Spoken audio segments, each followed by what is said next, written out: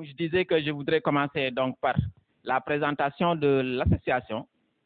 Ce groupe pour travailler, c'est un groupement de femmes qui a été créé en 2017 et qui compte une trentaine de membres. Donc, c'est un groupement qui s'active dans le maraîchage, mais également la transformation des produits agricoles.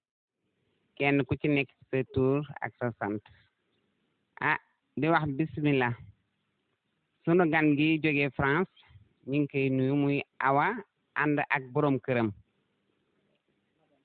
ak ay magam ñëw seet si ñu fii ci Ngin ngi Néew ñuy am ñun waa takku liggéey kontante bu mag ak sunu yeneen naataango yi nga xam ne tey dañ leen a invité muy groupement bokk jom bu Paaleen ak Ami Rasoul ñun ñëpp ñu ngi am kontante bu bare di am kontante it ci sunu tante ndax lépp lu jig njaaga rek tànn ne mooy njaag ndax kat bu loon ak tànn ne it xëy na duñ mën a xamante ak Awa ba tey Awa di def déplacement di jóge France di ñëw fii kon jaajëf saw ñu la ñaanal rek nga yàgg ci sunu kanam duñ gungeel nag yàgg fi lool saw sunu association bi nag ñu ngi ko waa daw yi yàlla xare leen àjjana di am mbégte bu baax nag ci invitation bi nga xam ne ñun bokk jom waa takku liggéey invité nañ ñu ko lii mooy waral ne ànd bu yàgg dëgg la ndax tey jii ànd bi lu tax mu dëggu mi ngi jóge nag ci suñu magu jàmbur muy suñu sœur Néné Sow ndax nekk nañ ci Ngin ngi Néew lu yàgg mais xëy na xamante woon nañu mais buñ demee ba am relation yu mag yi nga xam ne tey jii mën nañu toog fii di wax ñoom ñu toog ñuy wax ci moom la jóge ndax moom moo defar li yëpp kon nag ànd dafa war a sincère ni mu ko defaree takku liggéey bi noonu la ko defaree bokk jom. maa ngi leen di nuyu bu baax di leen ziyaare ci weeru koor bi di tàmbale suñu nuyoo ci sunu yaay sunu présidente maman Néné Sow mais di nuyu également gan yi nga xamante ne ni dañu fi ñëw tey muy gan yoo xam ne yàkkamti woon nañ pour recevoir leen fii à Guinguinéo fii ci Kazek mais groupement takku liggéey recevoir leen aussi ndax yàgg nañu dégg turu Awa à travers mère Néné à chaque fois mi ngi wax Awa enfin Awa est là vraiment kontaan nañ ci ñëw bi yaag sa borom kër ak sa sœur yi nga xam ne yéen a ànd. maa ngi leen di nuyu bu baax a baax di kontaan bu baax ci mère Néné lu mu def ak suñu gan gu tedd gi mënuma wax nag waaye kontaan naa daal sama xol fees na ndax fi ñu baax rek a fi nekk liggéey rek lañ xam kon nag bu ñu gisee koo xam ne dafa ñëw di ñu dimbali ci liggéey dañ ciy sawar macha allah fii ñëpp a bokk ndey ak baay amuñ benn problème kon nag wasalaam daal. c'est vrai que ñun boo xoolee suñu expérience avec AFEC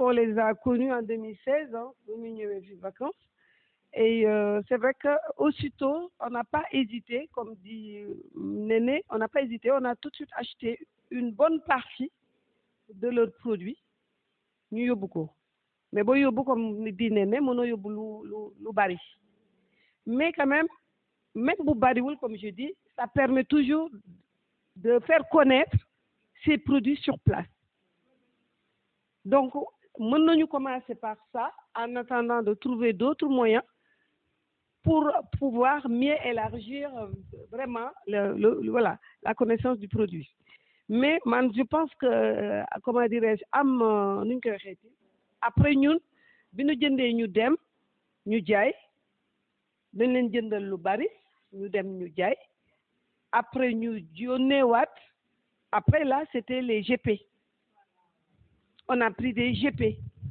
et même aujourd'hui nit ñi dañuy laaj les produits donc ça veut dire que produit bi am na kii na marché na alors que côté boobu moyen boobu la ñu jël voilà léegi bu ñu ko affect joxe on paye 8 € le kilo léegi 8 € ñun bu ñu ñëwaan on vendait le produit à 11 €, des fois 12, des fois 10, ça dépend.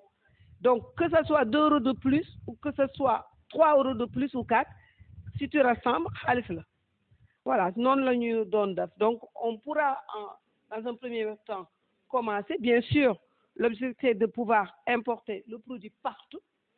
En tout cas, là, c'est autre chose. On va voir comment on va discuter avec EFIA, qui chapeaute nous, toutes les associations, pour voir comment on peut amener encore beaucoup plus et mettre les produits voilà, dans les boutiques asiatiques, etc. ñu nekk ni man sama terrain la man maa leen ko jox voilà donc nu ñu chercher à élargir bon juste pour te résumer en gros à Guinguinéo il y a beaucoup de groupements. Nous avons préféré par rapport à notre quartier parce qu'il y a beaucoup de choses qui se développent, c'est-à-dire le quartier Makodé Bar qu'on appelle Makodé Bar 1 et Makodé Bar 2 dont Palen. Il y a le groupement de Ndiaya qui s'occupe des déchets. Bon, Maretou qui s'occupe depuis quelque temps du maraîchage et maintenant avec BIS qui leur a donné pour la transformation. Ami qui s'occupe de la transformation. Donc, on a voulu faire une union qu'on appelle Union des femmes solidaires de Makodé Bar, dont je suis la présidente. Donc, qui regroupe les 5 ou 6 groupements du quartier. Ce qu'on a fait, il y a une production, chaque groupement est libre de faire sa petite activité. Mais quand on a des points communs, par exemple la transformation du jus, c'est moi qui ai acheté l'appareil personnellement. Donc on va faire le jus, tout le monde va vendre. Le jus, on a fait la dernière fois, on a vendu plus de 25 000 francs de jus de mangue. On achète au marché, on achète un panier de mangue et on se passe la journée ici, on fait la transformation et chacun amène euro. Et l'argent est remis dans la caisse. Donc toutes ces petites actions vont servir à l'union. L'union sera quand il y aura des projets phares pour servir tout le monde. Donc pour ce moment, on a limité l'union à 50 membres, pas plus. Pour voir après, pour pouvoir faire comme Ndiaya, ouvrir d'autres petits secteurs, ainsi de suite, pour agrandir. Parce que tout de suite, l'objectif, c'est de centrer sur l'union pour la force. Union fait la force. Pour le moment, je te donnerai le projet, on pourra en parler. Moi, ce que j'ai fait au niveau de Rouen, avec toutes mes copines, j'ai expliqué ce que c'est que l'union. Chacune de mes copines, on peut être 50, on peut être 100, va donner 20 euros. 20 euros pour l'année. Donc, elles vont pouvoir acheter une machine. Elles vont pouvoir acheter. Elles ont fait la liste, je te donnerai ça, la liste de toutes les machines dont elles ont besoin pour travailler pour eux. Donc, quand il y aura des grands projets, voilà, je pense que là, c'est là où vous pourrez apporter quelque chose. Avec ce projet-là, tu vois avec des personnes que tu connais, tu leur expliques, 20 euros, c'est une fois l'année, hein. Chacun donne ce qu'il peut, et puis après, tu vois qu'est-ce que tu peux donner à Andeta Kouligé ou à... Oui, je fais partie de l'association aussi, bien sûr, avec Awa. Je m'occupe de la trésorerie. C'est quand même important. Hein. Donc, un petit peu d'importance, la trésorerie, pour financer les nombreux événements, les nombreuses activités. Et puis, donc, c'est un plaisir, bien sûr, d'être la cheville ouvrière de cette association, puisqu'Awa s'engage tellement, a tellement d'idées pour les femmes, pour l'action. Tout est minuté, bien programmé pour avoir des actions concrètes et efficaces. Et le potager, puisque c'est ce qui vous intéresse au niveau de votre activité commune avec nous, est très, très, très intéressante chez nous. La surface, apparemment, est moins importante chez nous. Tu l'as vu, Néné. On a 50 mètres carrés, mais franchement, tous les lundis, c'est un plaisir énorme. En plus, nous, on a aussi le problème du climat qui est différent du vôtre, bien sûr, mais on reste pratiquement 3 mois sans y aller. Donc, avec le peu de mois qu'il reste pour faire un bon potager, on a eu une première récolte exceptionnelle. Donc voilà, c'est très intéressant d'être dans une telle association avec une présidente, même si c'est ma femme. Je le dirais pareil si c'était pas elle, avec une présidente aussi intéressante et aussi active. Merci à vous et merci de votre accueil. couleur saabu yëpp bépp saabu booy xalaat ci légume dinañ ko defar dañ defar saabu carotte saabu nawe saabu turkima di gërëm ki may njëkk a gërëm mooy suñu rakk ji ndax ñun ñëpp teg nañu place man maay seen nag ki mooy topp si man kay moo man daf ñoo teg place réeroowuñu dara ndax léegi France day yàq nit mën nga dem France te dootoo faale te say sœur dootu leen defet dara waaye moom dalu ko mi ngi jokkoo ak ñun mi ngi waxtaan ak ñun te luñ ko digal mu def luñ ko xelal mu wax kon ñu ngi koy gërëm di ko sant moo jëkkëram bi yàqu si dara Eric wax dëgg yàlla yàqu si dara di gërëm tamit la présidente seen présidente bi ak Néné Sow ak suñu càmmiñ bi ñu ngi wax sànq ba tey formation mais man da ngeen ma formé fa li ma fi dégg yëpp daf ma formé du coup comme je dis ay formatrice ngeen donc en tout cas man daal sama xol sedd na et donc dinaa la gën a remercier comment Néné distance bi ñu def ma ne bu ko ëppoon nit ñu def ko parce que jar na ko et maa ngi leen di remercier yéen présidente yi di remercier Cheikh voilà Cheikh mi nga xam ne jotoon naa ko xam à travers une visio bu ñu defoon pour son investissement également sur voilà sur comment il s'appelle Castec voilà Kazek bi en tout cas ni ngeen nu ñu koy xeeti ni ngeen ni mbooloo ni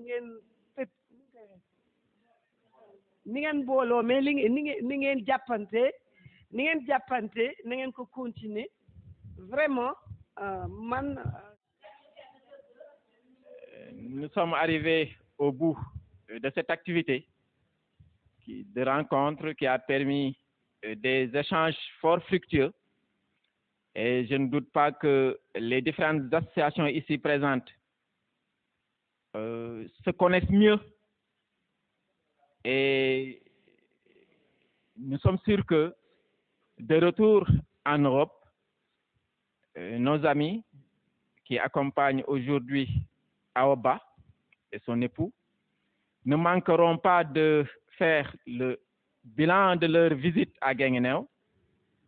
Ils ne manqueront pas non plus de faire savoir à ces membres d'associations en Europe que parmi ces dames, des formatrices en transformation et qui sont disponibles à donner un coup de pouce à ces associations qui nous viennent de Rufisque. Ami Diédiou est disponible, Ndiaye Wade est également disponible. Il y en a d'autres ici, des femmes travailleuses. Le savoir-faire est là. Peut-être que ce sont les moyens souvent qui manquent, qui font défaut. Et également, l'encadrement. Bien sûr, les associations de Guinguinéo attendent de vous que vous leur veniez en aide pour accroître davantage leurs moyens, mais également pour accroître davantage leur encadrement. Parmi ces dames, des formatrices en transformation et qui sont disponibles à donner un coup de pouce à ces associations qui nous viennent de Rufisque. Ami Diédiou est disponible, Ndiaye Wade est également disponible. Il y en a d'autres ici et elles ont été formées à la bonne école. Association. Là également, nous attendons de vous un appui dans l'encadrement pour faciliter cet échange-là. Association yi fi daje yëpp gën nañu xamante gën nañ ñemante ndax ku ci nekk xam na sa morom ci lan lay yëngu donc wan leen ngeen leen Guinguinéo tey fi mu ne savoir-faire bi am na fi mën gi am na fi ndax ay jigéen a ngi ci seen biir ñoo xam ne mën nañ former sax yeneen jigéen yu bokk ci yeneen association donc ñi ngi tàllal seen loxo association yi nga xam ne ñoo nekk Tëngéej ak yeneen xamal leen ne heure buñ soxlaa rek formation buñ ko bëggee fii ñu leen former am na fi waaye ñi ngi tàllal loxo également ñi nekk Tugal di leen xamal ne fii li fi manqué peut-être mooy moyens yi